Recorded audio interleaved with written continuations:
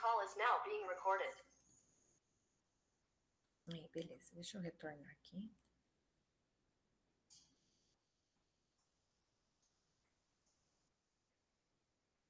Vamos para o déjà vu, então. Bom, gente, então a gente vai trabalhar a sondagem de eliminação. A sondagem de eliminação é aquela que tem o intuito de drenar a urina, tá? Então, nós temos dois tipos principais que a enfermagem que faz a execução. A sondagem vesical de alívio, que é aquela que vai ser introduzida uma sonda dentro da uretra, drenado essa urina e depois ela vai ser retirada. Então, ela é de alívio, ela é rápida. E aí nós temos a sondagem vesical de demora.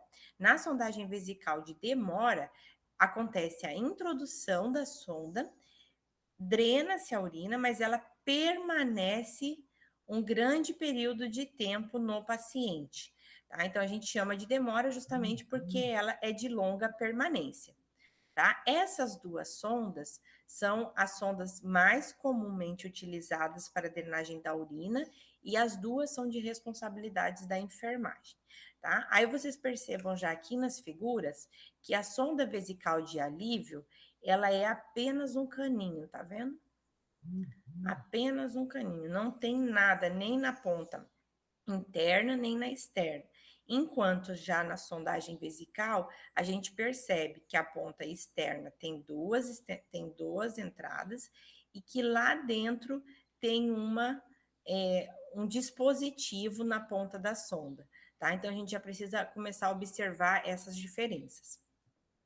Existem outros dois procedimentos que também são utilizados para a drenagem da urina. Um é a cistostomia, que é utilizado a mesma sonda da sondagem vesical de demora, só que em vez dessa sonda entrar na uretra para chegar na bexiga, essa sonda entra pela parede abdominal e é introduzida diretamente na bexiga, tá? Quando que se faz essa cistostomia? Quando o canal uretral apresenta algum problema, tá? Vejam aqui, ó, que nesse caso aqui é uma estenose de uretra. Então, a sonda não passa por aqui, então precisa entrar direto na bexiga. Nos homens, é comum acontecer esse procedimento quando tem problema da próstata. Quando a próstata está muito aumentada, ela fecha esse canal aqui da uretra e aí é necessário estar passando, então, a cistostomia.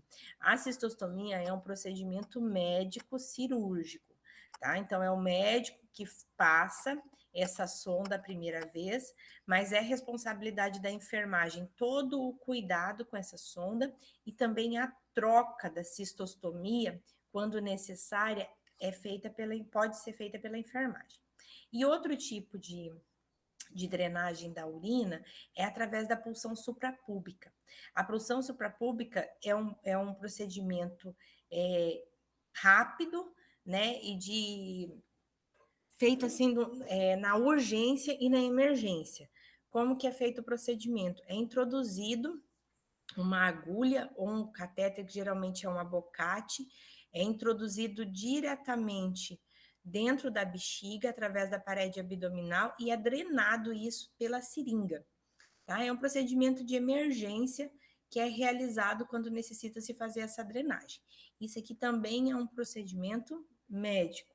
Tá? Então, ele introduz a agulha, drena a urina e aí já tira essa agulha. Tá? Então, se precisa ser um procedimento de demora a longo prazo, é feita a cistostomia. Quando é um procedimento rápido, é feita a punção suprapúbica. O que a gente precisa saber antes de passar a sonda? A gente tem que ter uma avaliação de quando realmente é necessário passar essa sonda, tá? Porque a passagem dessa sonda, ela é prescrição médica, é o médico que decide que vai passar, só que a equipe de enfermagem, ela tem muita decisão nesse momento também, porque ela pode fazer essa indicação. Só que a gente, para fazer indicação, tem que ter muita segurança de que é o momento realmente adequado para passar essa sonda, tá? Então, a gente só deve passar a sonda vesical na incontinência urinária, mas nos casos especiais. Tá? Por quê? Porque a sonda, a gente vai ver para frente, que é um procedimento extremamente invasivo, tá? É muito invasivo, ela pode dar muitas complicações, então ela deve ser utilizada como último recurso. Então, quando se pode utilizar absorventes, calças plásticas ou ainda utilizar o Uropen nos homens, a gente prefere esses artifícios que não são a sonda. Tá? Só que nesses casos que a gente usa esses outros recursos, é para quando essa incontinência urinária não é de grande, que demore muito tempo, que permaneça por muito tempo, ou a quantidade de urina que está sendo solta seja de pequena quantidades. Tá? Então, a gente prefere utilizar primeiro esses artifícios e depois passar a sonda, utilizar a sonda sempre como último recurso.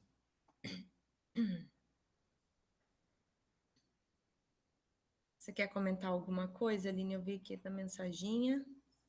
Fique à vontade. Eu só coloquei uma chamando a atenção, é que por mais que os procedimentos de cistostomia e a punção suprapúbica seja um procedimento realizado pelos médicos, é a enfermagem que provê os materiais. Né? Então, a gente tem que entender o que vai precisar para esse procedimento, e quando é prescrito, né, quando já vai realizar, quem organiza, né, os materiais, quem providencia é a enfermagem. Então, precisa saber, né, o que utiliza para a realização desse procedimento. Só para lembrar, né? Que... Exatamente, a gente que faz toda a organização dos materiais e todo o cuidado após o procedimento. E acaba que o médico só faz a introdução mesmo da sonda. Bem lembrado. Então, vamos lá. Então, aqui só para mostrar para vocês esses dispositivos que são utilizados antes de passar a sonda, né? Que são dispositivos para incontinência. Então, nós temos aqui o Uropen. O Uropen é esse dispositivo que é utilizado apenas nos homens. Ele é como um preservativo, tá? Como uma camisinha, que ele é introduzido no pênis e é preso com esparadrapo no pênis, e aí tem esse caninho que faz a drenagem da urina e a gente coloca aqui na pontinha um saco coletor de urina. Tá? Então, é muito utilizado dentro do hospital esse recurso aqui do Uropen nos homens.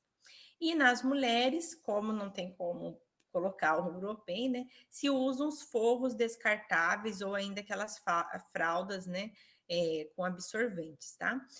Por que eu trouxe isso aqui? Porque acontece muito lá no hospital de a gente trabalhar com homens, principalmente na clínica neurológica, que estão com algum tipo de sequela ou com algum problema na mobilidade, e aí se usa muito o Uropen, né? Aí chega lá, os alunos falam assim: eu nunca vi isso, nem sei o que é isso. Então, agora você sabe, o Uropen é esse dispositivo, ele vem fechadinho, igual uma camisinha, e ele é introduzido no pênis, tá?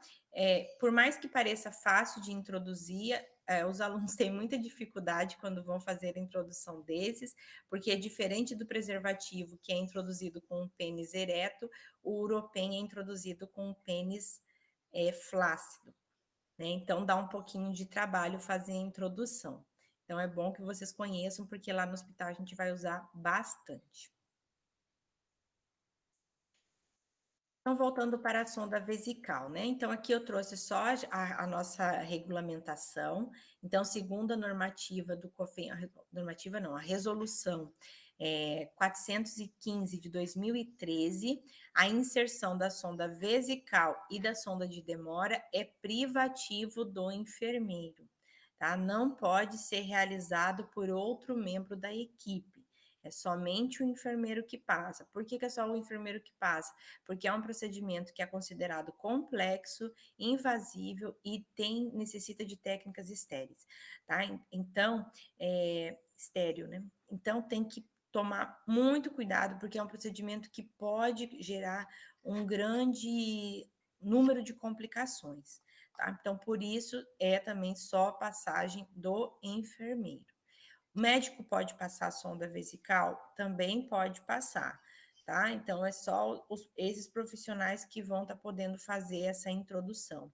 Dentro do centro cirúrgico, é muito comum, né, a introdução da sonda pelo anestesista, tá? É o local que a gente mais vê outro profissional, sem ser o enfermeiro, tá introduzindo a sonda, né? Mas, de uma maneira geral, é a enfermagem que faz, né, na figura do enfermeiro, a passagem dessa sonda. Então, qual que são as indicações para a sondagem vesical? Primeiro, pacientes que apresentam retenção urinária aguda ou uma obstrução urinária. Tá? Nesses casos, a gente vai observar essa grande retenção urinária, que é conhecida como bexigoma. Tá? E vejam aí nas fotos, dá bem para perceber, né? O tanto que a bexiga se dilatou, tá cheia de urina, né? E precisa então ser drenado, porque essa urina não está saindo espontaneamente. Por que que não está saindo espontaneamente? Pode ter vários motivos, pode ser desde uma lesão de coluna até problema na saída, né, na próstata ou na uretra, ou ainda nas mulheres algum problema de assoalho pélvico, tá? Independente do problema que está gerando, a gente observa que é necessário drenar essa urina. Então, a primeira escolha para drenagem vai ser a sondagem vesical. Se caso o problema for de origem na uretra, por exemplo, que essa sonda não passe, aí a gente vai para a cistostomia. Tá? Outra coisa que é indicado, necessidade de medir com precisão débito urinário em pacientes críticos. Então, nos pacientes que estão geralmente na UTI, é necessário fazer o controle de quanto que esses pacientes estão urinando. E a maneira que a gente tem para saber quanto de urina realmente está drenando é passar a sonda vesical, por conta que consegue medir quanto que está drenando. Né? Pacientes que têm problemas também renal e problemas cardíacos, que é necessário fazer esse controle urinário, também é indicado a passagem da sonda. Outro que é utilizado é para o uso perioperatório. Né? No uso perioperatório, é no caso de algumas cirurgias. Né? Hoje em dia, algumas cirurgias já não usam mais a passagem da sonda. Então, ela deve ser usada somente quando é necessário. Mas quando eu sei quando é necessário ou não?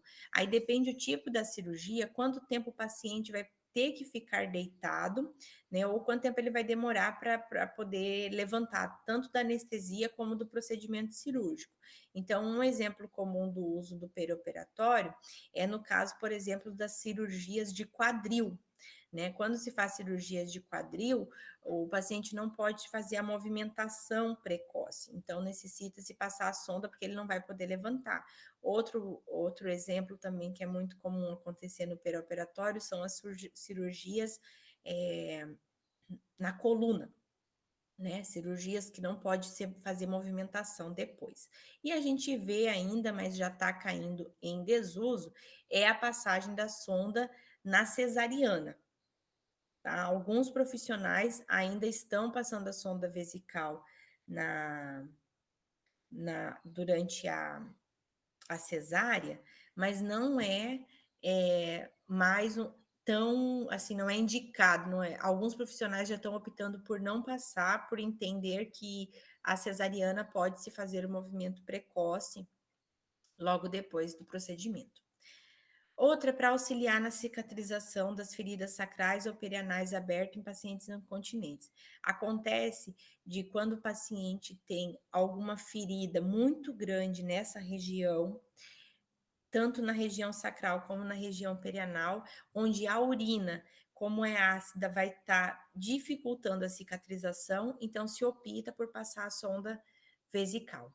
Outros pacientes que necessitam de imobilização prolongada, que eu já falei para vocês, das cirurgias, né, das lesões pélvicas e das lesões, às vezes lesões múltiplas, né, quando as pernas, por exemplo, estão as duas pernas quebradas, que não vai poder movimentar, ou ainda na coluna, é necessário passar essa sonda, porque ele não vai poder movimentar, e ainda para melhorar o conforto para os cuidados no fim da vida, quando necessário.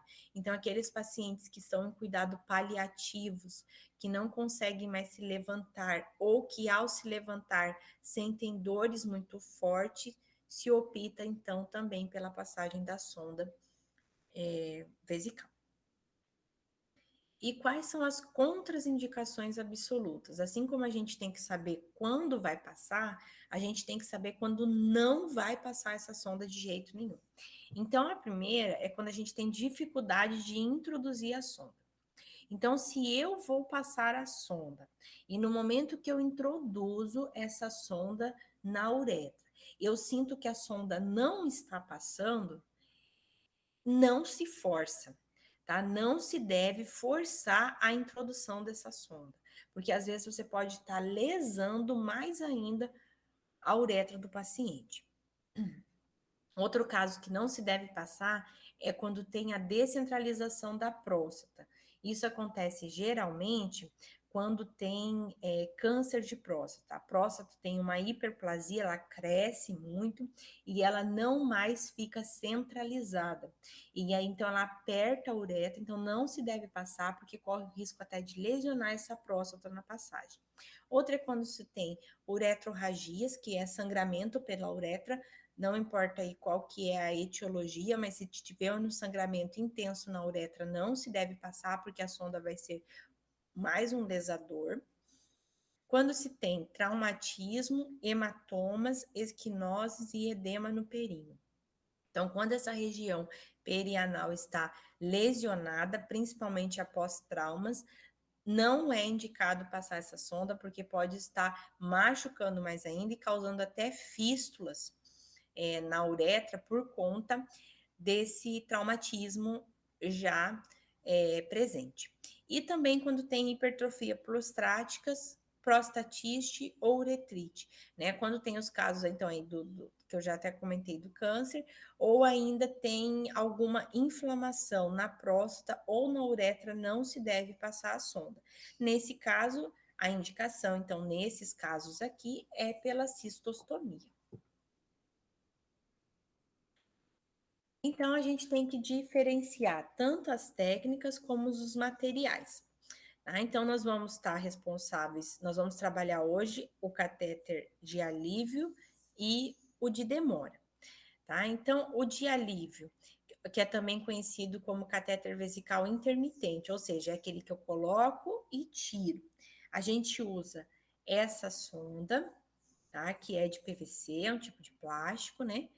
Que ela tem apenas um lumen, ó, é apenas um buraco de entrada e um na saída, tá vendo? Um só tem um lumen. E ela é conectada a um sistema aberto. O que é esse sistema aberto? É um sistema apenas para coletar a urina e depois vai ser retirado essa sonda. Então, ela é uma sonda que não tem nenhum dispositivo no formato dela. Apenas um buraco para entrar e outro para sair, certo? Já o catéter vesical de demora, ele já é um dispositivo de outro material, ele não é de plástico, ele é geralmente de silicone, tá? Ou de poliprofeno, que é um outro tipo de material, de um tipo de borracha, né? Que tem duas entradas no mínimo, pode ter duas vias ou pode ter 3 vias, tá?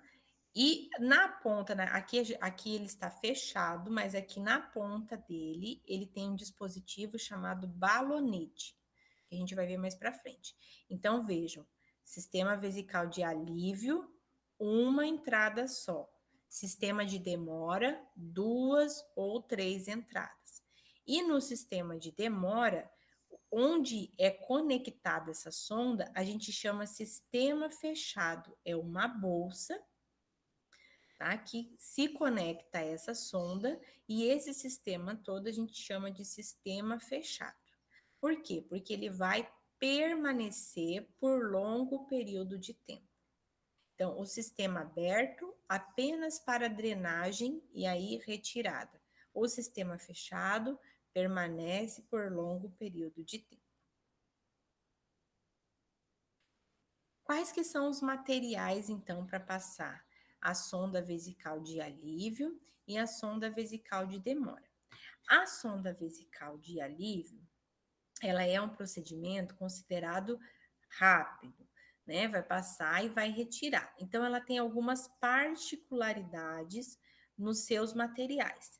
A sonda vesical de demora, como é uma sonda diferente, né, que tem 2 vias, tem um balonete e tem um sistema fechado, ela tem mais materiais, tá? Então, elas vão ter materiais incomuns, que são igual para as duas, e vão ter materiais que é só para uma e para outra não. Então, a gente precisa ter essa noção de quais são os materiais que eu passo na sonda de alívio e quais são os materiais que eu passo na sonda de demora.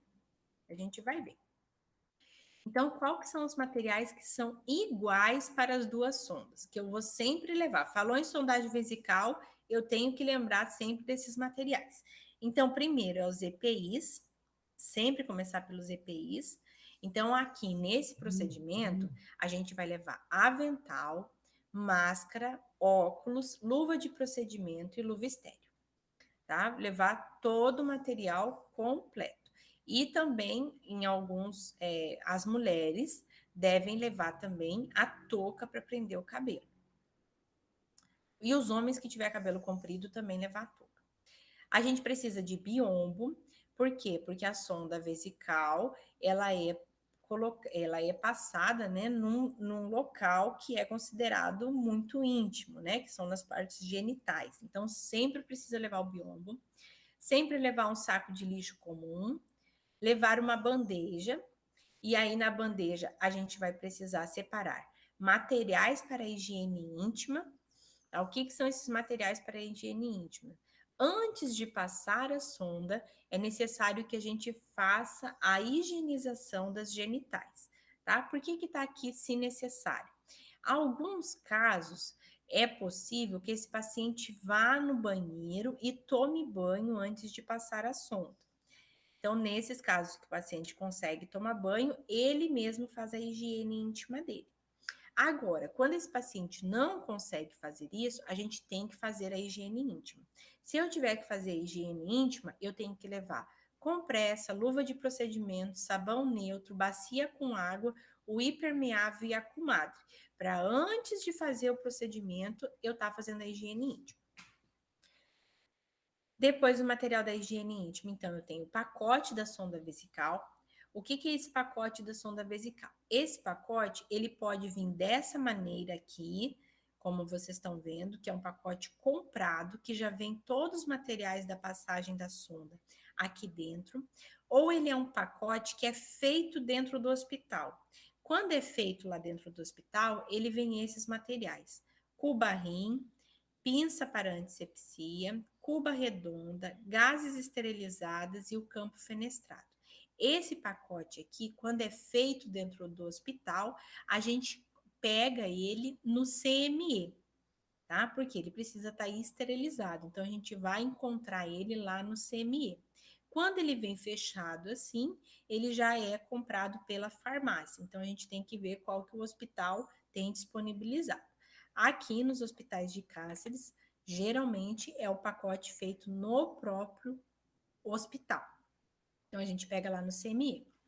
Além disso, a gente precisa de solução de clorexidina aquosa, 2%. A gente precisa de pacote de gases, a lidocaína gel e o esparadrapo. Então, esses materiais eu levo sempre para a sondagem, independente se é a vesical de alívio ou é a vesical de demora. Qual que são os materiais específicos? Então, o primeiro material específico vai ser a sonda. Se for a sonda vesical de alívio, eu vou levar essa sonda que é de Nelaton. Lembra, a gente já sabe o que é Nelaton, lá da sondinha vesical de alimentação. Por que é o mesmo nome? Porque é o mesmo material. Tá? Só que lá na sondinha vesical de alimentação, ela é uma sonda longa, aqui é uma sonda curta. Então, eu vou escolher a sonda através do calibre. O calibre dela varia de 8 até 24. tá? Aqui não está em ordem numérica, aqui está em ordem de maior uso. Então, a que a gente mais utiliza é a sonda 14 e a 16, tá? Tem menor que 8? Tem menor que 8, que é utilizada em recém-nascidos, que é a 6, e tem a 6 e tem a 4. Só que aqui, para adultos, o menor é o número 8, tá? E o maior é o número 24. Como que eu avalio? Vejam que o que muda da sonda é a espessura, tá vendo? Essa bem fininha, essa bem grossa. Como que eu escolho qual que eu utilizo? Eu escolho pelo tamanho do paciente e também pelo tamanho da uretra dele. Então, geralmente, pacientes adultos, uma sonda 14 e 16 entra bem, não tem problema nenhum. Agora, acontece às vezes de paciente ser muito grande e ser necessário uma sonda maior, ou pacientes que forem muito pequenos ser necessário menor. Ou ainda a gente precisa verificar mesmo o canal da uretra para ver se não tem alguma deformidade ou alguma alteração e mudar a escolha da sua sonda. E a sonda vesical de demora, a gente já escolhe a sonda Foley, que é essa aqui, ó, a F. Por que eu estou mostrando aqui essas outras sondas? Porque existem outros tipos de sonda desse mesmo material. Então, toda vez que vocês forem pegar a sonda, é necessário ler se essa sonda é mesmo de Foley. Então, a gente utiliza a de Foley, geralmente de 2 vias, porque existem outros tipos, ó, existem essas outras sondas. Essa de ponta simples, essa de ponta aberta, essa aqui de ponta de cold, essa D aqui, que é a de malecote, a E de cogumelo e essa de Foley, tá? Qual que a gente utiliza para passar a sonda? A de Foley. Essas outras sondas aqui são utilizadas em cirurgias urológicas, mas quem decide o uso dessas sondas aqui nessas cirurgias são os médicos, tá? A que a gente usa para sondagem vesical é somente a Foley. Qual que é a característica da Foley? Ela tem um balonete aqui na ponta, esse saquinho aqui que enche, esse balão mesmo, não é um saquinho, um balão que enche de ar ou de água, tá? Que a gente precisa dele para a sonda ficar dentro da bexiga. E aí, se a gente cortasse a sonda no meio, a gente veria que ela tem 2 vias, ó. Por isso que é chamada 2 vias. Uma via, que é essa aqui, que é a maior, que vai drenar a urina, e essa aqui, essa segunda, que é o buraquinho menor, que é por onde vai passar a água que vai encher o balonete. Então, essa via número 2, a função dela é apenas encher o balonete. E essa via número 1, que é a via maior, é a via da drenagem.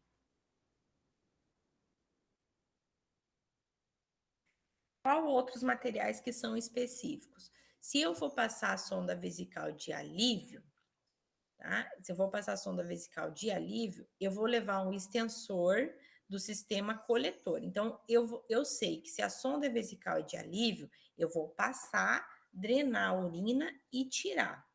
Então, eu tenho que levar um recipiente para armazenar essa urina. Esse recipiente pode ser esse tipo de material aqui, que é o sistema aberto. Esse recipiente pode ser um coletor de urina para exames, que às vezes pode ser necessário, ou ainda pode ser uma cuba rim, uma cuba mesmo, uma baciazinha para colocar essa urina dentro, tá? Ou ainda pode ser um saquinho também, um saquinho de coletar urina. Então, é necessário eu levar esse coletor, porque lembra que eu vou ter que tirar essa urina e vou ter que desprezar essa urina imediatamente. Então, eu tenho que lembrar que eu tenho que carregar alguma coisa para drenar essa urina. E quando for passar a sonda vesical de alívio nos homens, eu preciso ainda de uma seringa de 20 ml. Tá? E na sonda vesical de demora? Na sonda vesical de demora, eu vou levar um coletor de sistema fechado. Então, vejam que esse coletor é bem diferente desse. Somente esse aqui que pode ser usado na sonda vesical de demora. Além disso, eu vou precisar de uma seringa de 20 ml, de uma agulha 40 por 12, de 2 ampolas de água destilada de 20 ml E se for homem, mais uma seringa de 20 ml. Então, para a sonda vesical de demora, ainda há necessidade de introduzir mais esses materiais. Tá? Vocês vão ver por que mais para frente. E aí, quais são as diferenças entre as técnicas? Então, outras coisas que a gente precisa saber antes de passar a sonda, a gente vai ter que lembrar dessas diferenças. Então, existe uma diferença da passagem da sonda entre homens e mulheres. Por quê? Porque nós temos o sistema genital diferente entre homens e mulheres. Então, a primeira diferença é relacionada à técnica de limpeza e antisepsia. O que vem isso? Nos homens, é diferente a maneira como a gente faz a limpeza e a antisepsia do que das mulheres. Tá? No homem, é necessário primeiro fazer a higienização e a antisepsia ao redor do pênis e do saco escrotal, e depois ainda é necessário fazer toda a limpeza na glande e no canal uretral. Tá? Então, é necessário fazer primeiro ao redor e depois tem que expor a glande para fazer essa higienização. Estão vendo aqui como está exposto? Ó, está exposto a glande para fazer a higienização.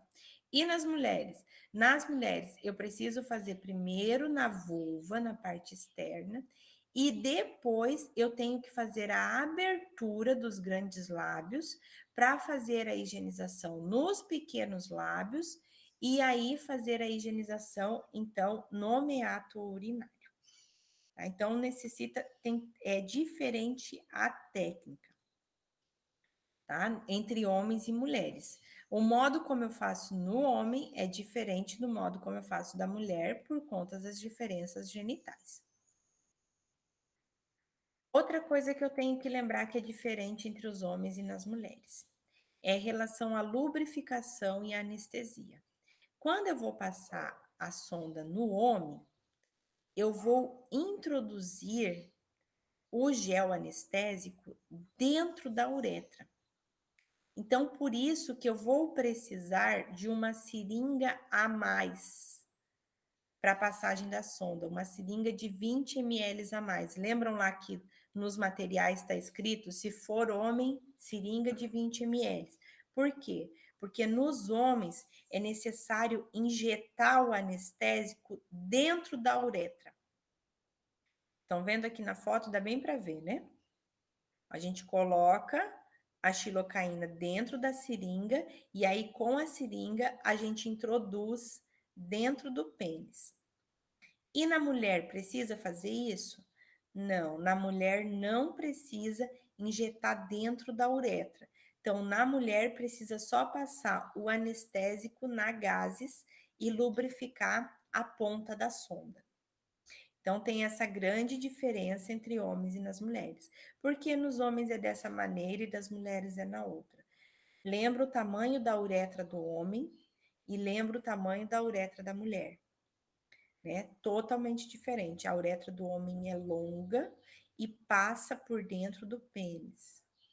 A uretra da mulher é curta e não tem contato com o canal vaginal. Então, é totalmente diferente como que vai ser feita a lubrificação e anestesia.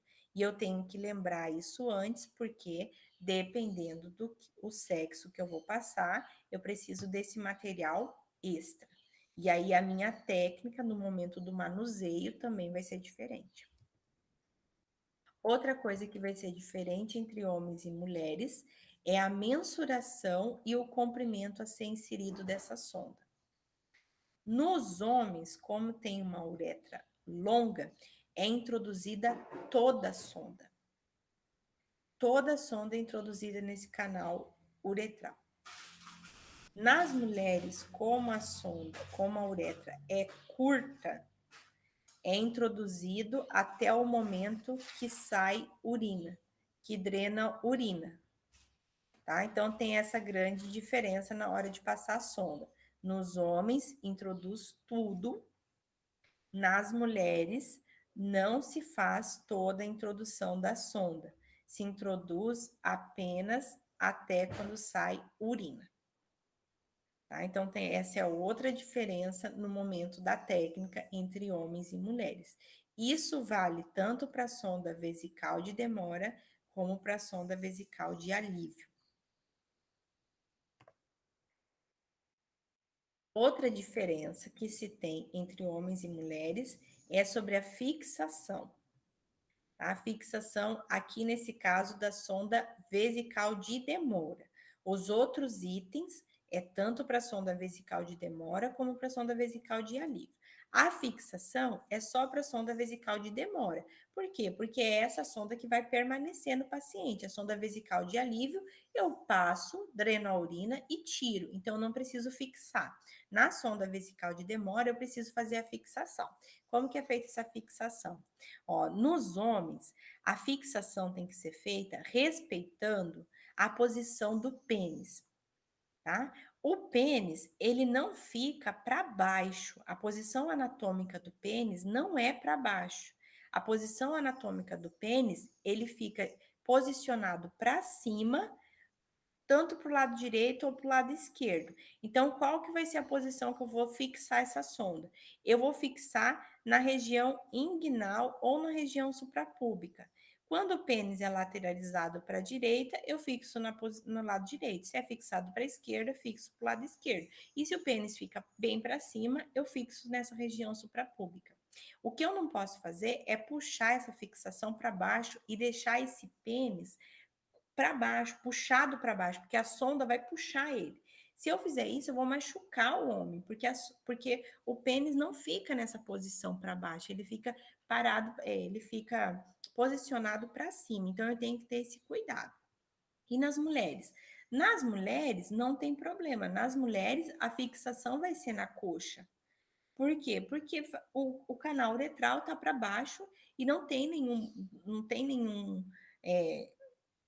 nenhum órgão que vai necessitar se posicionar, tá? Então, fica na região interna, tanto do lado direito como do lado esquerdo, tá? Então, precisa ter esse cuidado da fixação. E aqui tem uma chamadinha, ó, se troca essa fixação a cada 24 horas após o banho. Então, esse esparadrapo também precisa ser trocado e esse precisa ter esse movimento, porque senão pode causar lesão no local da fixação. Acho que depois tem uma foto aqui mostrando como que fica essa fixação. Ainda antes de passar a sonda, o que a gente tem que saber? A gente tem que saber, antes de passar essa sonda, a gente tem que lembrar que a gente vai usar a técnica asséptica para a passagem dessa sonda. Ou seja, todo o material tem que ser estéril. Então, eu vou precisar utilizar luvas esterilizado e a técnica vai ter que ser asséptica, ou seja, vai ser uma técnica estéril. É necessário, durante a passagem dessa sonda, uma rigorosa técnica asséptica. Ou seja, tem que ter cuidado para não contaminar em nenhum momento esse procedimento. Porque lembra que a gente vai passar essa sonda para dentro da bexiga. E a bexiga é um órgão estéril, é um órgão que não entra em contato com nada do meio externo, né? Ela só expele para o lado externo a urina, mas não se entra nada nessa bexiga. Então, ela é um órgão estéril. Então, necessita que seja um procedimento muito rigoroso em relação à asepsia. Então, se acontece contaminação desse procedimento, acontece o risco de causar infecção nesse paciente. Então, precisa-se ter um rigoroso controle da asepsia, tá? Diferente da sonda vesical, desculpa, da sonda de alimentação, que o estômago está acostumado a receber material não esterilizado. Então, ele aguenta, é um procedimento limpo. Aqui não. A bexiga, ela não pode receber nenhum contaminante externo. Então, todo cuidado durante a passagem dessa sonda. Então, a gente precisa saber ainda antes de passar a sonda. Tudo isso a gente tem que saber antes. A gente precisa saber em relação às soluções, tá? Hoje em dia, o que mais se usa é o clorexidine. Então, a gente tem 3 tipos de clorexidine. Qual que eu vou usar e qual o momento que eu vou usar cada um? Então, o clorexidine desgermante, que é a 4%, eu uso para fazer a limpeza da genitália. Essa limpeza é no momento da higienização íntima. Lembra sempre que desgermante são aqueles que fazem espuma. Então, se faz espuma, é para limpeza, tá? Limpeza. Então, eu uso para limpeza. Aí, para fazer a antisepsia, qual que eu vou usar? Aí eu vou escolher ou a solução aquosa, a 2%, ou a alcoólica, a 0,5%. Nesse procedimento que eu vou usar a clorexidina aquosa ou alcoólica, eu já estou fazendo a antisepsia do meato uretral. Então, aqui, quando eu utilizo essas soluções, já está sendo utilizadas técnicas assépticas. Na limpeza, são técnicas limpas.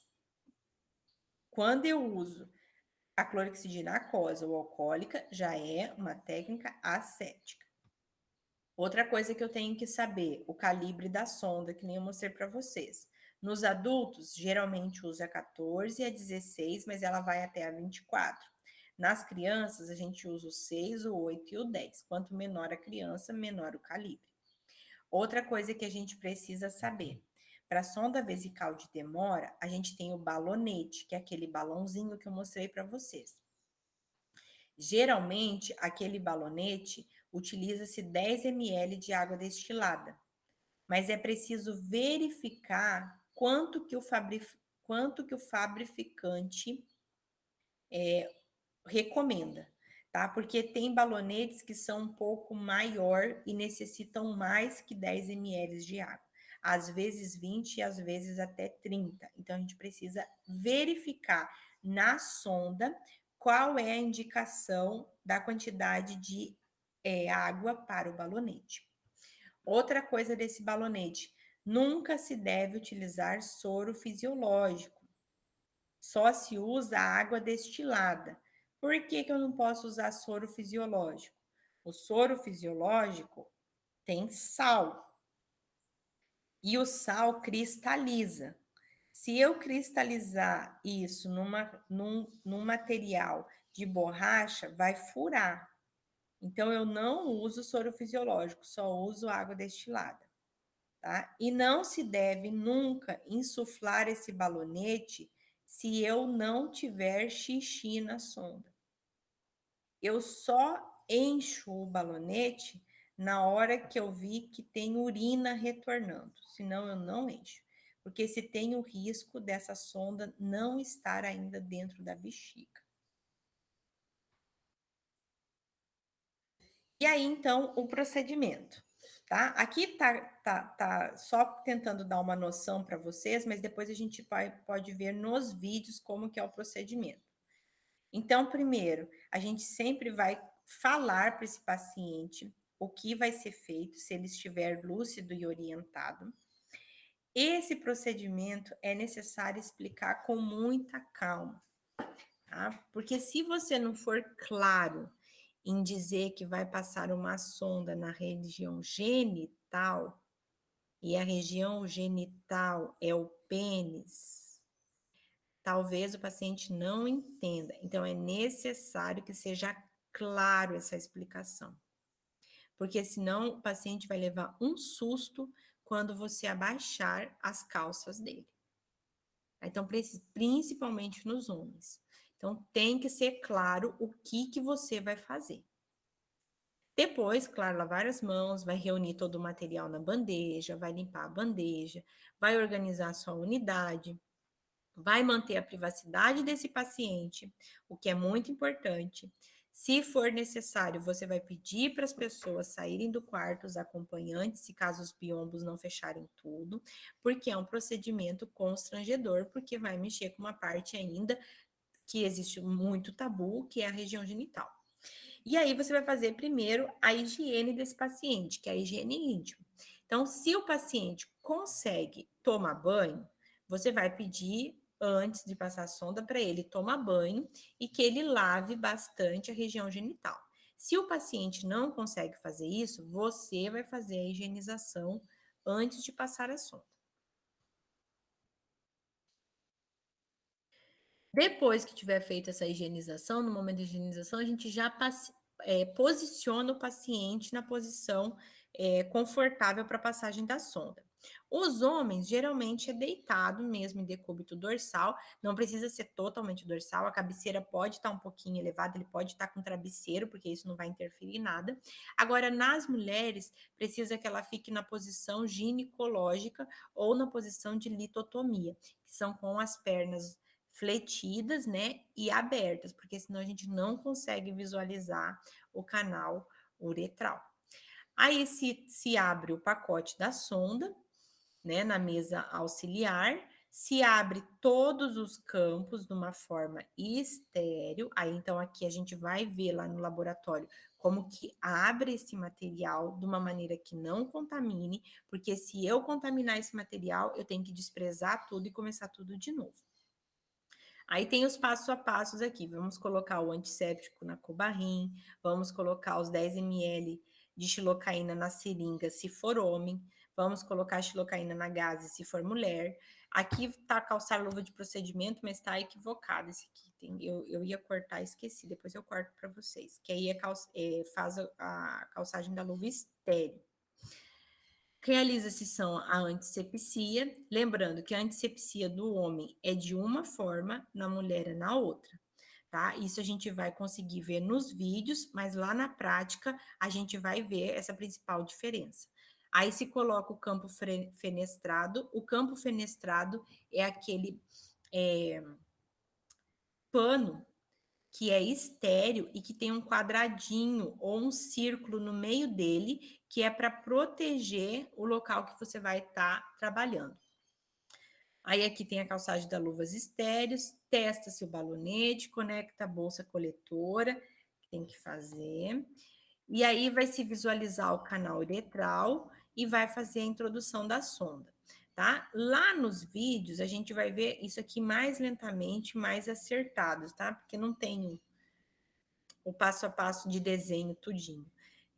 Mas outra coisa que a gente pode fazer é pegar o material que tem lá disponível na nossa sala, que tem lá o passo a passo da sonda.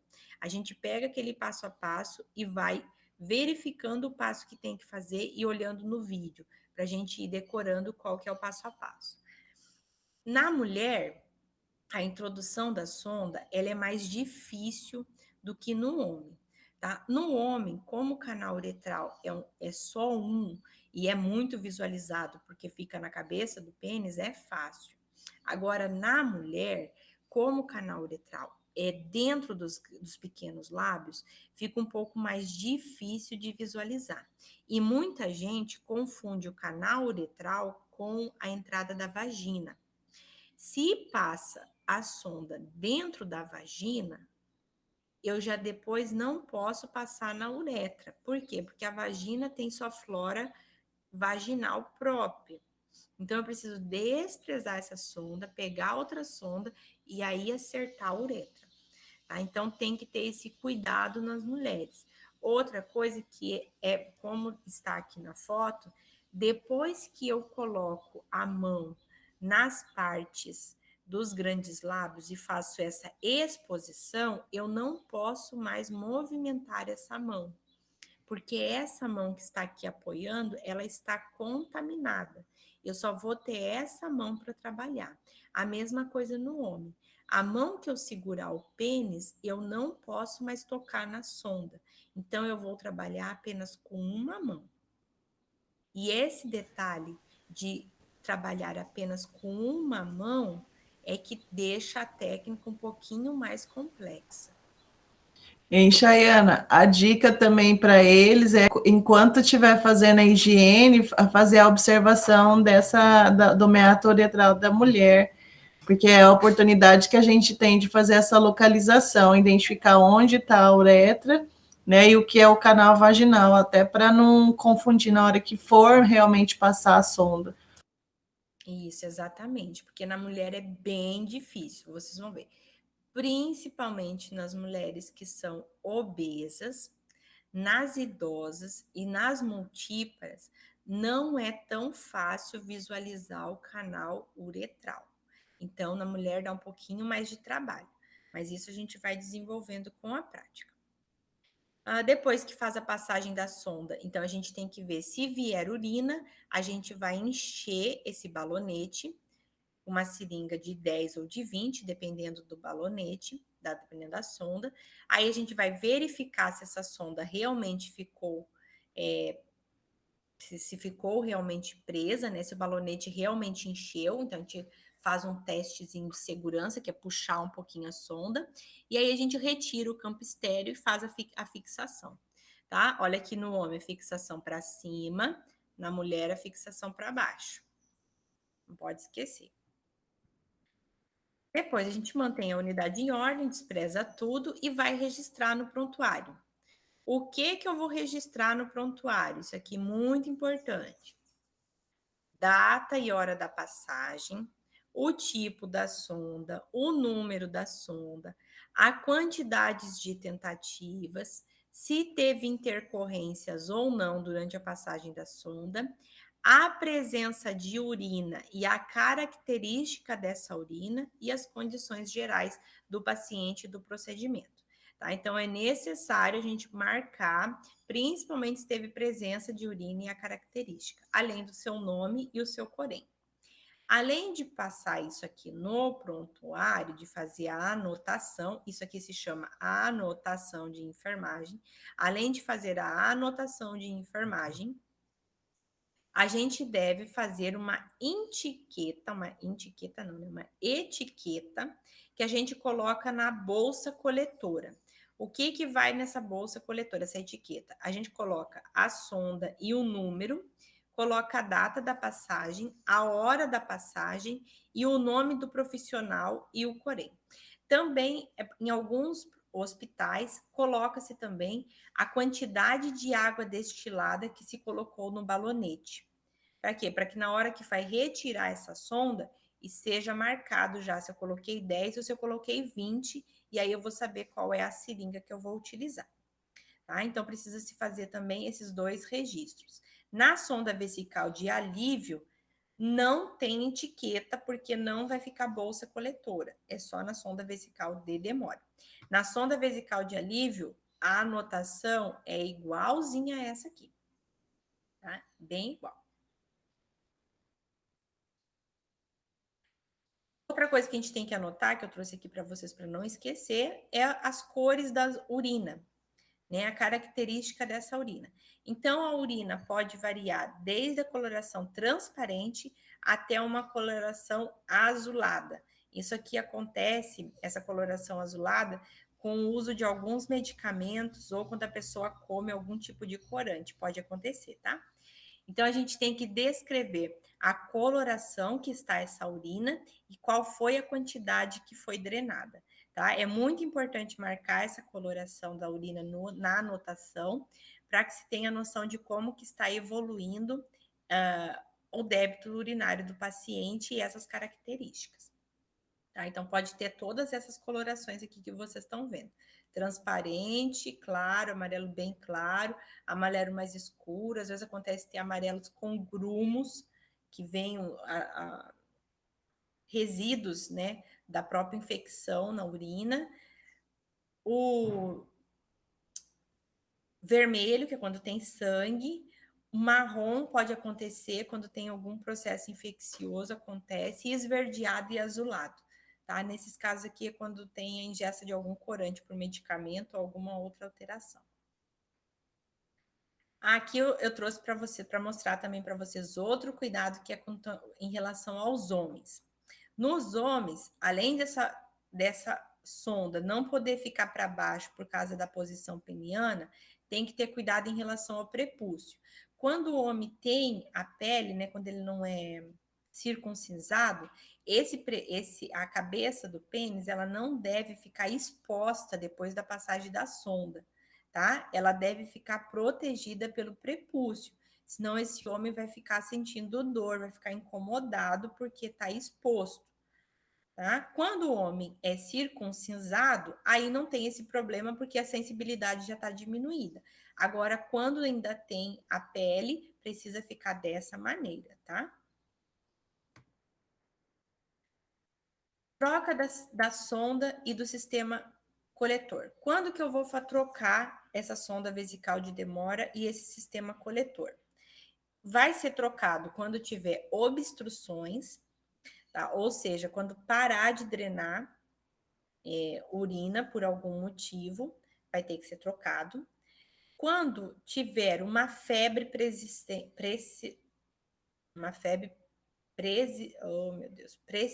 uma febre contínua de origem desconhecida.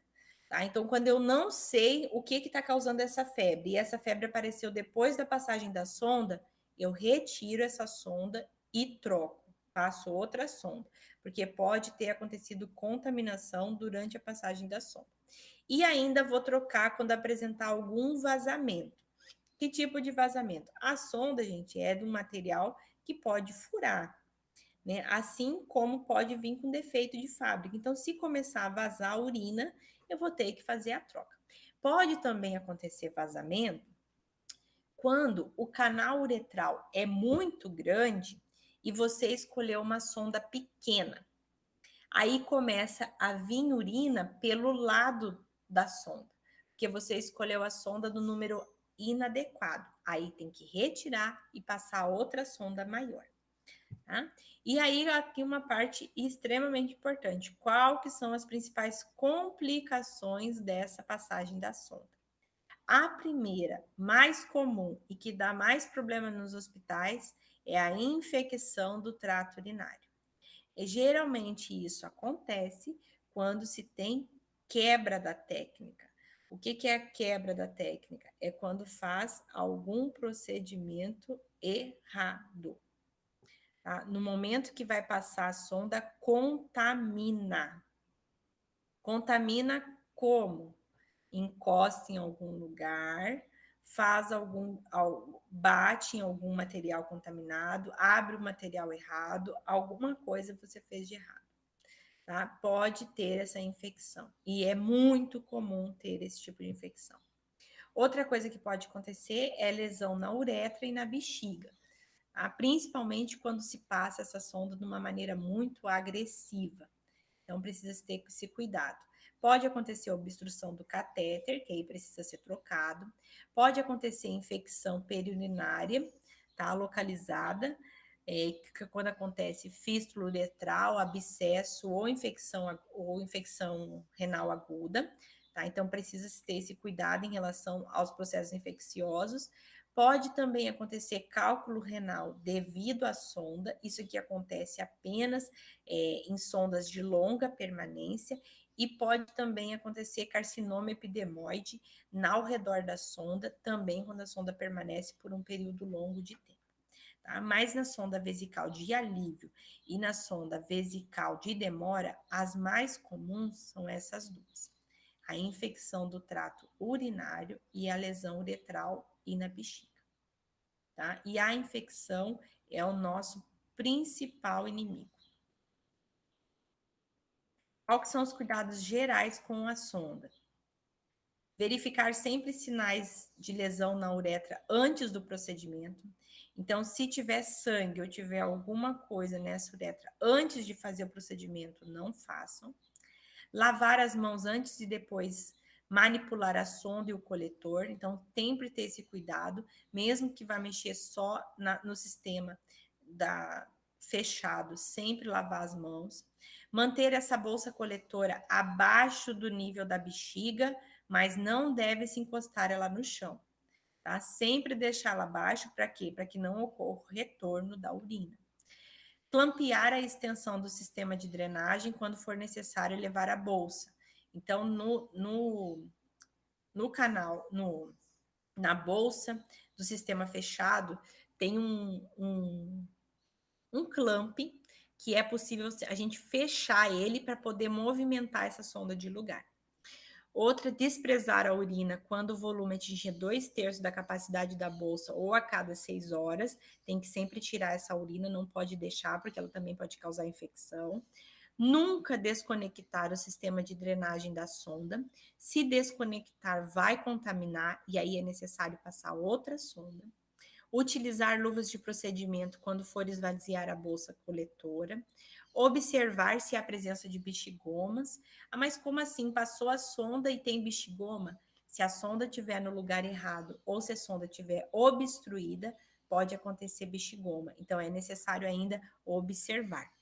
Realizar higiene do meato uretral com água e sabão no banho e na troca de fralda. Então, não é porque a pessoa está com sonda que eu não vou mais lavar o pênis nem a vulva da pessoa. Precisa continuar lavando normalmente, tá? É necessário fazer essa higienização. E sempre anotar o volume de urina no balanço hídrico. O balanço hídrico é uma folha que tem no prontuário do paciente, onde a gente anota tudo que entra e tudo que sai. E como a urina é saída, então toda vez que eu desprezar a urina, eu tenho que anotar quantos ml de urina eu estou desprezando no balanço hídrico. Se a pessoa não tiver balanço hídrico, eu anoto quanto que foi desprezado no prontuário do paciente, mas eu sempre tenho que anotar quanto que eu estou tirando de urina e anotar a característica dessa urina, que é a cor dela. Aqui estão as referências que eu utilizei, tá tudo aí disponível também na nossa sala, com exceção desse material aqui do CDC, que está em inglês, mas é só clicar aqui que ele já passa para a página para vocês, tá? Que é um material bem interessante.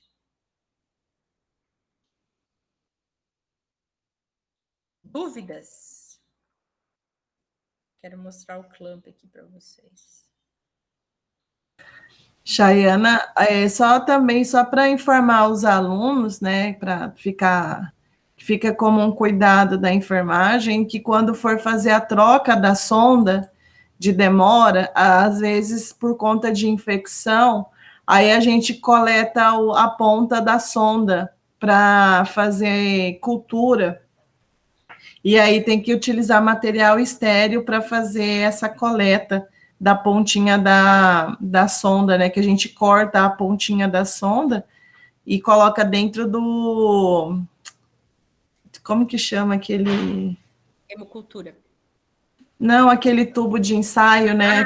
Um tubo de ensaio ou então o coletor, né? Para eles poderem levar no laboratório e fazer o exame de cultura dessa ponta dessa sonda. Né? Na maioria das vezes os médicos pedem, né, para coletar. Porque, como eu falei para vocês, a sonda, ela é um dos principais causadores de infecção dentro do ambiente hospitalar. Aí, geralmente acontece por conta de quebra na passagem da sonda. Na passagem da sonda, acaba contaminando. Então, geralmente, quando tem essas febres depois da sonda, se faz esse exame que a professora Aline está falando, né? Que faz a cultura para saber qual é a bactéria que está causando a infecção. Então, na hora de a gente retirar essa sonda, a gente corta a pontinha dela e faz o exame, o laboratório faz o exame e descobre qual é a bactéria que está causando o problema. Né? Lá na nossa sala tem o vídeo tanto da introdução como da retirada da sonda, né? Porque a retirada tem a gente precisa fazer toda a higienização dessa sonda e precisa esvaziar o balonete. Né? Só que também, como a gente vai ver isso depois, esses pequenos detalhes da técnica, mas na prática mesmo, para mostrar para vocês. Mas eu gostaria que vocês assistissem o vídeo, tanto da introdução como da retirada da sonda, né? Que são esses dois momentos. E eu não coloquei aqui nos slides a questão das 3 vias, né? A sonda de 3 vias, geralmente, ela é utilizada quando se tem cirurgias na bexiga, na próstata ou nos rins, né? Quando se faz bexiga nesses locais, sangra muito. Então, para a sonda não entupir, né, não obstruir, se coloca essas 3 vias, e aí uma das vias a gente conecta ao soro fisiológico. E aí deixa, então, o soro ficar correndo e lavando por dentro da bexiga e da uretra esse sangue, né? Mas isso só acontece em procedimentos cirúrgicos, e geralmente a sonda de 3 vias, quem passa é o urologista no momento da cirurgia. A gente nunca vi enfermeiro passar a sonda de 3 vias, tá? A gente só depois manipula essas sondas. Lá na nossa sala também tem um videozinho mostrando como que se faz o que a gente chama de irrigação das 3 vias, que a gente deixa conectado um soro numa dessas vias para fazer a lavagem dentro da sonda. Outra coisa que também é importante falar é que a sonda, embora ela seja de eliminação, que é para sempre drenar essa urina, mas ela também pode ser usada para introdução de medicamentos. Tá? Aí, nesse caso da introdução de medicamentos, é mais comum fazer a passagem da sonda vesical de alívio, onde você introduz a sonda, injeta o medicamento dentro da bexiga e retira essa sonda e o medicamento vai ficar lá. Isso acontece tanto para a introdução de medicamentos, como também pode acontecer quando a pessoa precisa fazer algum exame que exige contraste. Aí, nesse caso também, a gente passa a sonda vesical de alívio, em vez de tirar a urina, a gente introduz o contraste para fazer o exame. Aí introduz o contraste, já tira a sonda, porque a ideia é que o contraste fica lá dentro mesmo da bexiga para fazer as imagens, né? Então, é nesses 2 sentidos. E eu não coloquei um slide dividindo, por conta que vocês vão fazer a atividade do mapa mental falando sobre as sondas vesicais para não ficar igualzinho. Mas a sonda vesical de alívio, a principal indicação dela é a drenagem rápida da urina, né, de um momento só, e também a coleta de exame. Né? A coleta de exame do material estéreo a gente faz com a sonda vesical de alívio. Na sonda vesical de demora, é possível coletar esse exame também, só que não é tão indicado porque já permanece por algum tempo ali a sonda e corre-se o risco da infecção já estar na sonda e não só na urina, né? Então tem esse cuidado aí que a gente tem, tá? E nos bebezinhos é comum a gente passar a sonda vesical de alívio para coletar urina, né? Como os bebês não fazem xixi dentro do potinho, só fazem xixi na fralda, às vezes é necessário passar também a sonda nos bebezinhos e nas crianças também, quando as crianças não têm esse controle ainda da urina, né? E nos adultos é mais quando tem que ter um exame específico mesmo, ou quando a pessoa não consegue urinar por algum motivo. Pergunta, meninas. Então, professora, são 4 tipos, né, de sonda de eliminação. Isso. A de alívio, a de demora, cistostomia e mais o outro, né? Que eu esqueci. Mais a pulsão suprapúbica. Tá.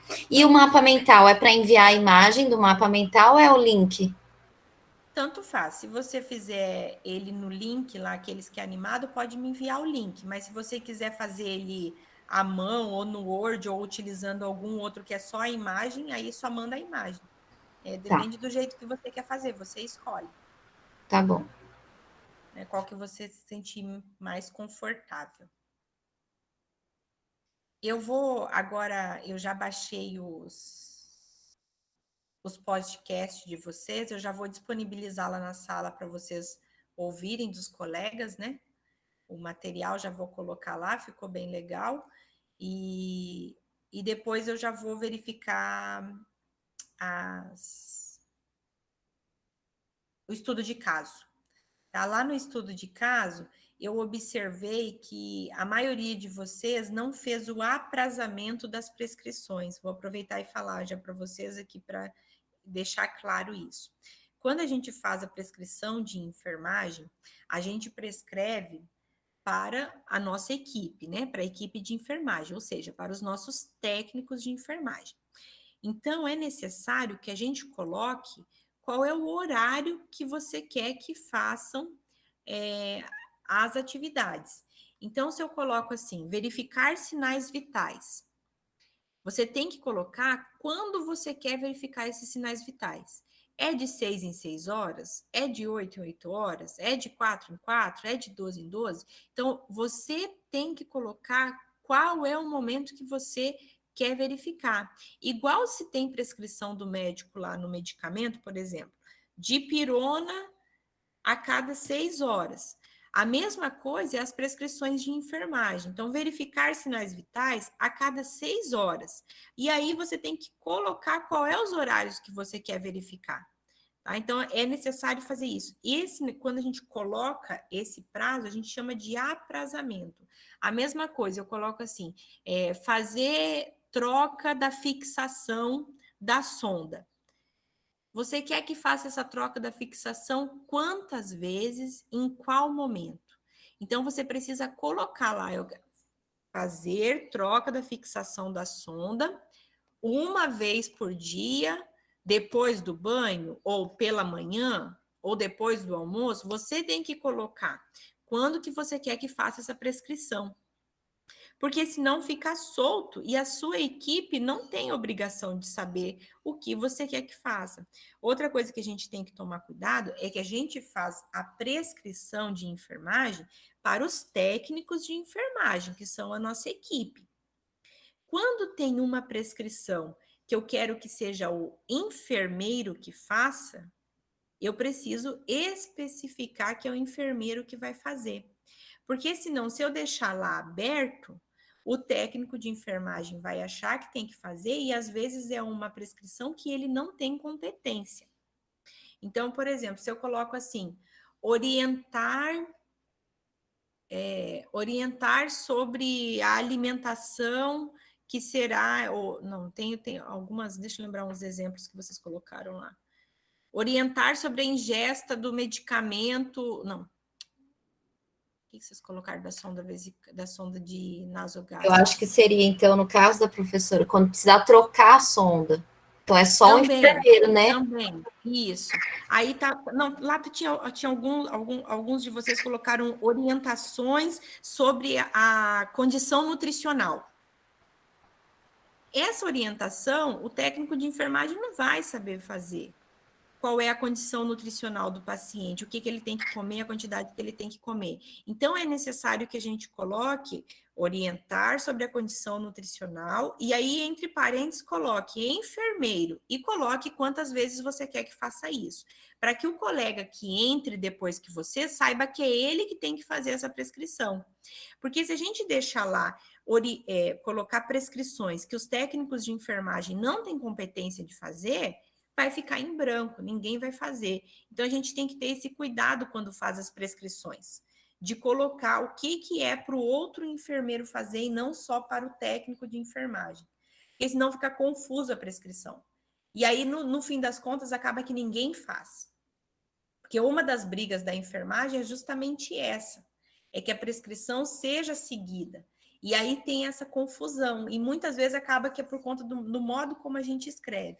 A mesma coisa, se a gente não colocar qual é o horário que você quer que faça, acaba que não vai ser feito.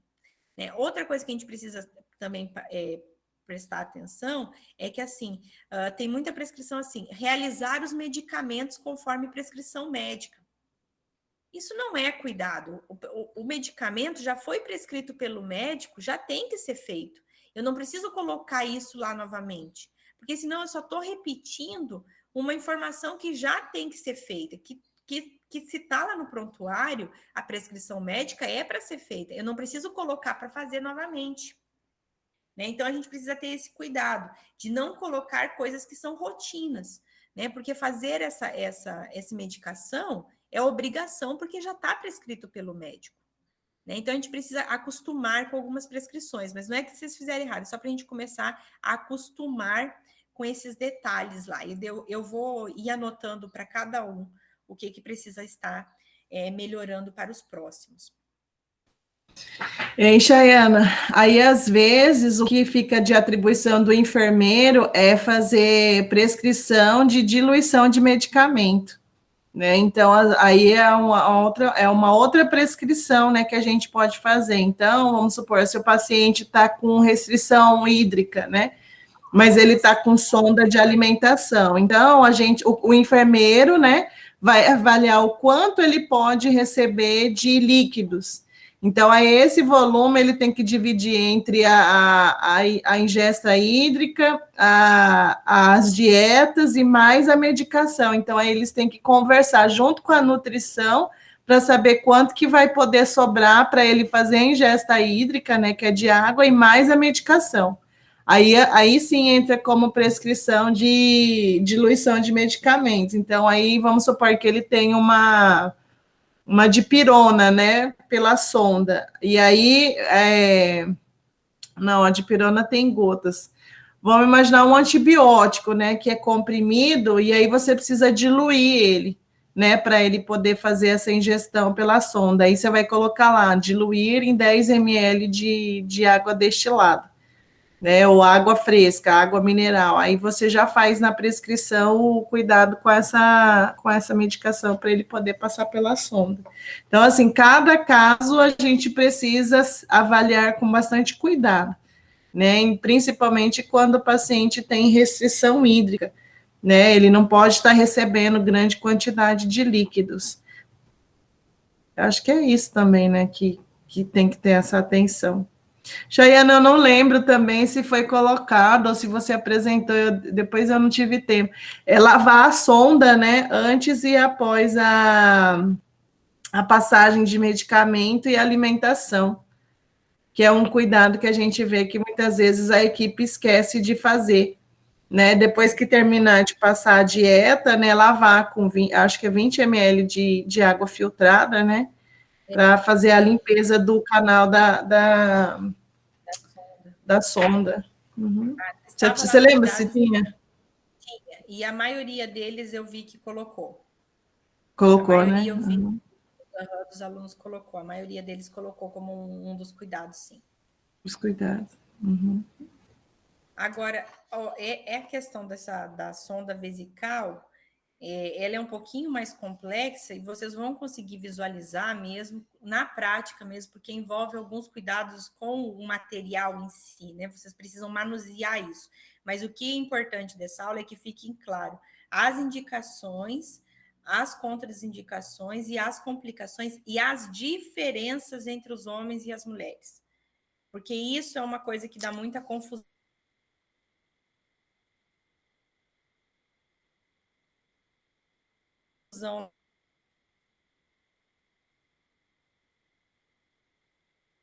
na prática.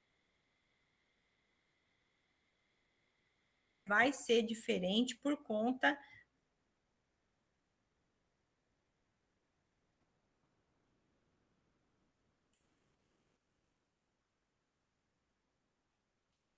Oi, estão me ouvindo? Caiu minha conexão e voltou. Travou, professor, não escutei nada. A gente não escutou, cortou.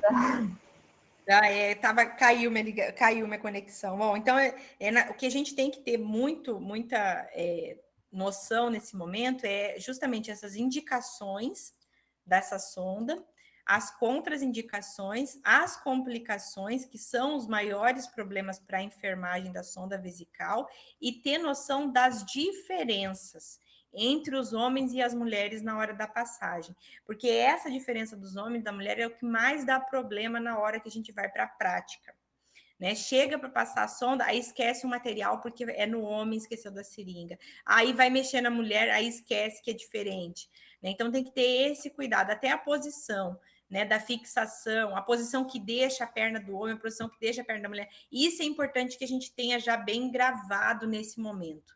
Né? Porque o manuseio o manuseio dessa sonda na passagem vai ser só quando a gente for para a prática mesmo, né, para o laboratório. Mas é importante a gente entender principalmente a questão da complicação, porque vocês vão ver, a maioria dos artigos que tem de sondagem vesical está relacionada à infecção urinária. Quase todos. E aí a gente percebe que existe uma grande falha nos procedimentos que os enfermeiros fazem. A maioria dos artigos traz isso, né? Que o enfermeiro acaba pulando alguma técnica e aí acaba aumentando o risco de contaminação. Então, é importante que a gente fique muito ligado nesse momento, né? De ter, assim, essa atenção com esse procedimento. Bom, eu acho que era isso. Assim, vocês assistam, né? É importante assistir a passagem, só para vocês verificar, né? Como que é, para ter uma noção agora de como que porque depois a gente vai manusear isso, mas é importante entender essa parte teórica mesmo, ficar claro aí esses pontos teóricos. Perguntas, meninas? Professor, então, naquele estudo de caso, quando fala em diagnóstico, seria o risco, né, risco de infecção do trato urinário. Toda vez que passa. Diagnóstico seria isso, né? Falar sobre o risco, porque... Toda vez que passa a sonda vesical de demora, tem risco de infecção urinária. Toda vez. Passou a sonda vesical de demora, tem o risco da infecção urinária. Então, é um diagnóstico presente em toda passagem de sonda vesical.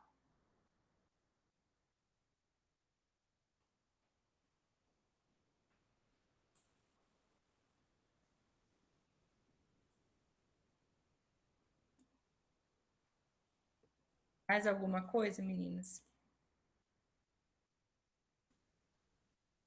Não, acho que para mim tá tudo certo.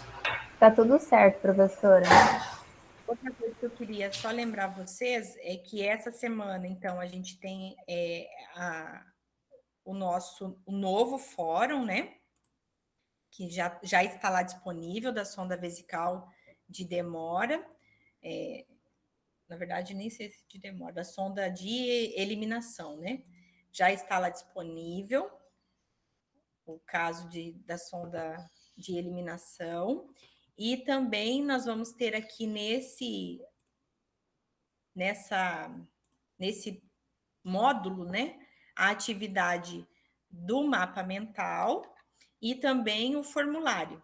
Tá? Então, esse módulo, ele só tem 3 atividades, né, que é o mapa mental, o formulário e o estudo de caso. Tá? E só que esse módulo, ele vai ter essa questão aí do recesso. Então, a gente começa agora, e aí nós temos essa semana, e depois vamos ter o recesso, e aí a gente volta só em janeiro. Tá? Então, aí fiquem atentos aí aos prazos, né, por conta do recesso, que a gente acaba se perdendo um pouco no recesso. Tá? Fiquem ligadinhas lá. Aí semana que vem, então, não vai ter aula síncrona. Semana que vem, não, porque semana que vem nós estamos no recesso. Deve né? dia 22. A nossa próxima aula síncrona será dia 5. Só em janeiro, né?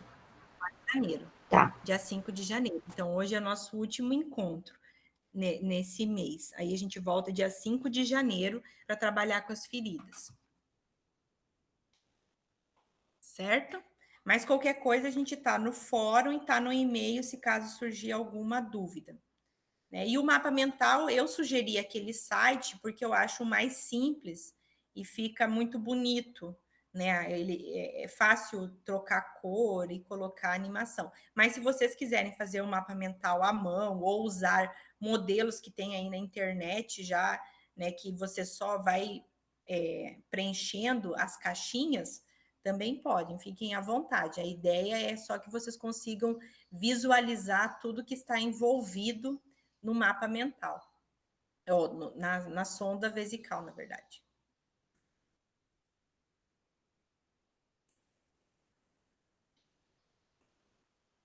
Bom, e era isso, então. Basicamente, era mostrar para vocês esses 2 itens, né? Para que vocês consigam estar fazendo o formulário e estar fazendo o mapa mental. Aline, quer complementar mais alguma coisa?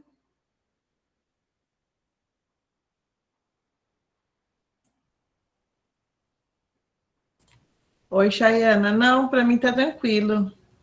Então tá bom. Assim, o grande desejo do meu coração é assim que todos estejam acompanhando, né, o material, estudando, vendo os vídeos, né, e à medida que forem assistindo, anotar as perguntas, né, para assim não ficar com dúvida, né, não esperar o momento da prática para retirar essa dúvida, né. Eu sei que a dúvida realmente surge na hora que a gente pega para fazer, né. Mas eu acho assim que tem que despertar em vocês, né, assim, a curiosidade, né? Então, assim, vamos supor que nem se fosse eu, né, essa questão da fixação da sonda, de alimentação, né, que pegar realmente o esparadrapo, eu acho que cada um tem um esparadrapo em casa, né, tentar manipular, porque assim, o primeiro contato assim de fazer a fixação, né, aquele o T da fixação, a gente fica bastante confuso, né? Ai, como que faz? Como que corta? Corta na mão, corta com tesoura, né? Como que eu meço, né, isso no paciente, né? Então, assim, são coisas que às vezes a gente já tem em casa e a gente já pode fazer, né? Assim, tentar fazer a mensuração da sonda. Ah, professora, mas eu não tenho, né? Eu acho assim, pega uma fita, né? Como que chama?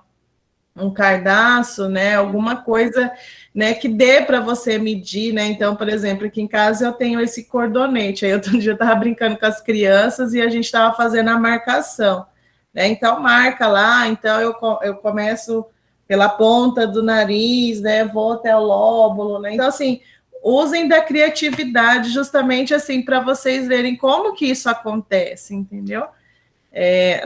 Às vezes tem na farmácia, né, a sonda, eu acho que ela nem é muito cara, acho que ela é, não lembro, acho que nem R$ 10 é uma sonda de alimentação, não lembro mais, mas assim, né, aquilo que a gente puder ajudar, a gente quer poder ajudar vocês, né, então, professora, a senhora pode me arrumar uma sonda lá do laboratório? Uai, se vocês precisarem só, a gente só precisa agendar como pegar isso, né, para falar com os monitores para que vocês vão retirar esse material, né? E aí ter o cuidado, né? Porque assim a gente trabalha com reciclagem, né, Chayana? Porque a gente nunca tem material suficiente, né? Então a gente sempre acaba reciclando. Mas a gente está aí, professor, eu quero pegar uma sonda de vesical, a senhora arruma para mim? Arrumo, né? Aí a gente só quer que vocês tenham essa iniciativa. Eu estou lá no departamento, né?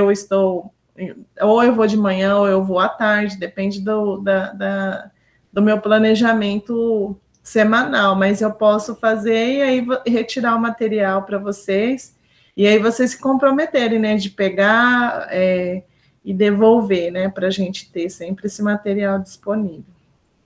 Okay? Professora, mas é só lá no hospital que a gente vai passar a sonda, né, no paciente. A gente não vai treinar um no outro, né? Não, mas vocês vão treinar no laboratório, nos nossos bonecos. Né? Uhum. Então, quando vocês voltarem, né, primeiro a gente vai para o laboratório. Então, aí lá no laboratório vocês vão precisar passar no boneco, até mesmo para a gente avaliar, né, Chayana, qual que é a dificuldade de vocês, onde que vocês, né, fizeram algum procedimento que não está correto, entendeu?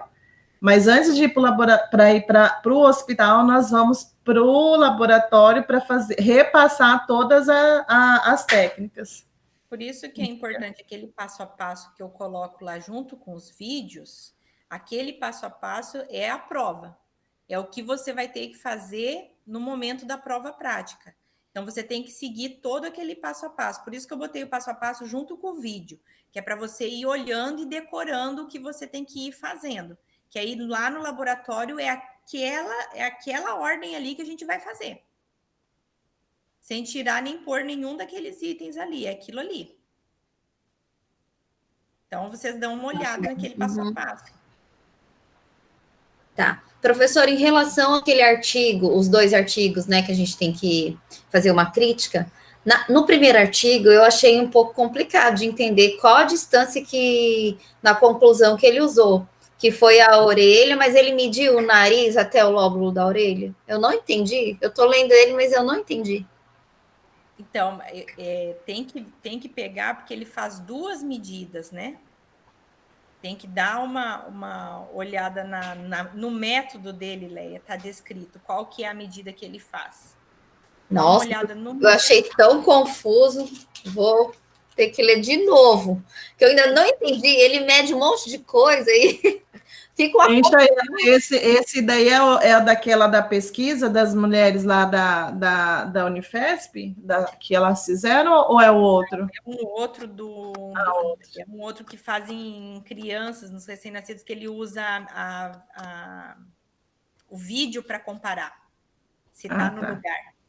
Ele faz Tá. Ele exame, faz né? a vídeo depois, né, para confirmar. Confirmar. É os únicos 2 artigos que falam dessas mensurações, mas realmente ele é um pouquinho mais complicado mesmo, Leia, mas dá uma olhada no método, porque no método ele diz qual é a medida que ele usa. E depois corre para a conclusão, que na conclusão ele chega qual que é o mais aconselhável. Na verdade, não é uma conclusão fechada, porque não tem nenhuma fechada, mas qual que seria o mais aconselhável. Tá bom, vou tentar aqui, porque eu vi aqui embaixo que nas medidas que ele fala, aí ele tem número 1, 2, depois 3. Nossa, mas é uma confusão, professora. Dá uma olhada no método, que no método Tá. ele descreve as medidas. Uhum. Certo? Érica, alguma coisa? Não, professora, tá tranquilo. Então tá ok. Eu vou parar aqui a gravação para depois disponibilizar para vocês.